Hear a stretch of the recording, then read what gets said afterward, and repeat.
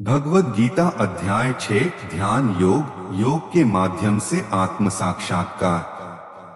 नमस्कार प्रिय भक्तों, स्वागत है आपके अपने YouTube चैनल पर, जहां हम श्रीमद् भगवद गीता के अमृत वचनों को सरल और गहरी समझ के साथ प्रस्तुत करते हैं। आज हम चर्चा करेंगे भगवद गीता के 6ठे अध्याय ध्यान योग की।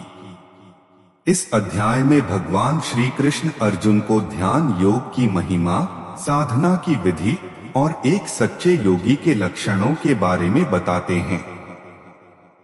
तो आइए इस दिव्य ज्ञान का रसास्वादन करते हैं। अध्याय 6 का सारांश। इस अध्याय में भगवान श्री कृष्ण समझाते हैं कि सच्चा योगी कौन होता है, ध्यान कैसे करना चाहिए और आत्म साक्षात्कार की प्रक्रिया क्या है। एक कर्मयोगी ही सच्चा सन्यासी है।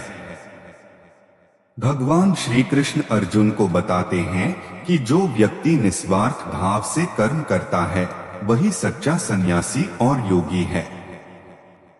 केवल बाहरी रूप से सन्यास धारण करना ही सन्यास नहीं होता, बल्कि अपने कर्मों को ईश्वर को समर्पित करना ही सच्चा त्याग है। श्लोक 1। अनाश्रित कर्मफलम कार्यं कर्म करोति स सन्यासी च योगी च न निरग्निन चाक्री।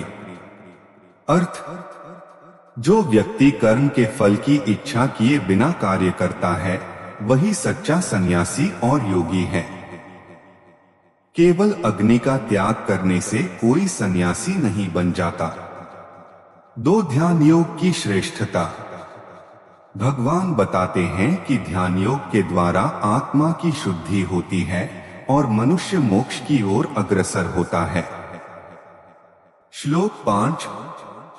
उद्धरेदात्मनात्मान नात्मानमवसाद्ये आत्मैव्यात्मनो बंधुरात्मैव रिपुरात्मन।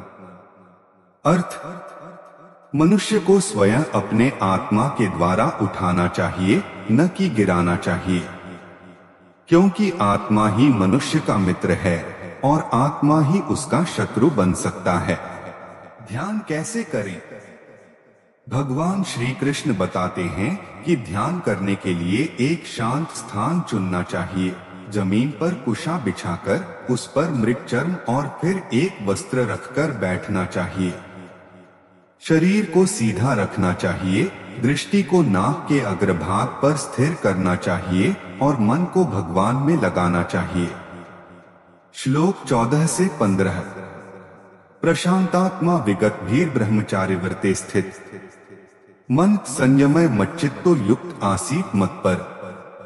अर्थ, एक योगी को भय, चिंता और आसक्ति से मुक्त होकर एकाग्रचित्त होकर ध्यान में बैठना चाहिए और स्वयं को पूर्ण रूप से भगवान में समर्पित कर देना चाहिए। 3 सच्चे योगी के लक्षण। भगवान श्री कृष्ण कहते हैं कि जो व्यक्ति किसी भी परिस्थिति में संभाव बनाए रखता है, चाहे सुख हो या दुख, सफलता हो या असफलता, लाभ हो या हानि, वही सच्चा योगी है। श्लोक 32। आत्मोपमेन सर्वत्र समपश्यति योर्जुन सुखं वा यदि वा दुःखं स योगी परमो मत।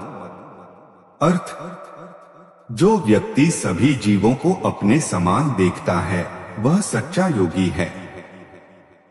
वह किसी में भेदभाव नहीं करता और सबके प्रति समान प्रेम भाव रखता है। 4 सबसे श्रेष्ठ योगी कौन है? भगवान श्री कृष्ण बताते हैं कि सभी योगियों में से जो व्यक्ति पूर्ण श्रद्धा और प्रेम के साथ भगवान की भक्ति करता है वही सबसे श्रेष्ठ योगी होता है। श्लोक 47। योगिनांपि सर्वेषां मदगतेनांतरात्मना श्रद्धावान भजते यो मां समे युक्ततमो मत। अर्थ, सभी योगियों में से वही सबसे श्रेष्ठ है जो पूर्ण श्रद्धा और प्रेम के साथ भगवान की भक्ति करता है और मन, बुद्धि और आत्मा को मुझ में समर्पित कर देता है। निष्कर्ष।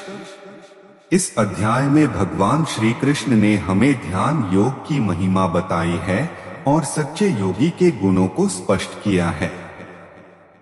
ध्यान योगी वही है जो न किसी से द्वेष करता है, न ही किसी से मोह रखता है।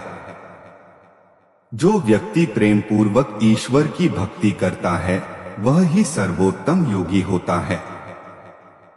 निष्कर्ष और संदेश। इस अध्याय का मुख्य संदेश यह है कि जीवन में संतुलन बनाए रखना ही योग है। ध्यान योग से आत्मा को शुद्ध किया जा सकता है और ईश्वर की भक्ति ही सर्वोत्तम योग है। जो सच्चे मन से भगवान की भक्ति करता है, वही सबसे श्रेष्ठ योगी है। अंत में एक प्रश्न आप सबके लिए। आप ध्यान योग का अभ्यास करते हैं या नहीं? क्या आपको लगता है कि ध्यान से जीवन में शांति आती है? अपने विचार हमें कमेंट में जरूर बताइए। अगर आपको यह वीडियो पसंद आया हो तो इसे लाइक करें, शेयर करें और हमारे चैनल को सब्सक्राइब करें। अगले वीडियो में हम गीता के अगले अध्याय की व्याख्या करेंगे। बेल आइकन दबाना न भूलें ताकि आपको हमारी नई वीडियो की नोटिफिकेशन सबसे पहले मिले। हरे कृष्ण। जय श्री कृष्ण।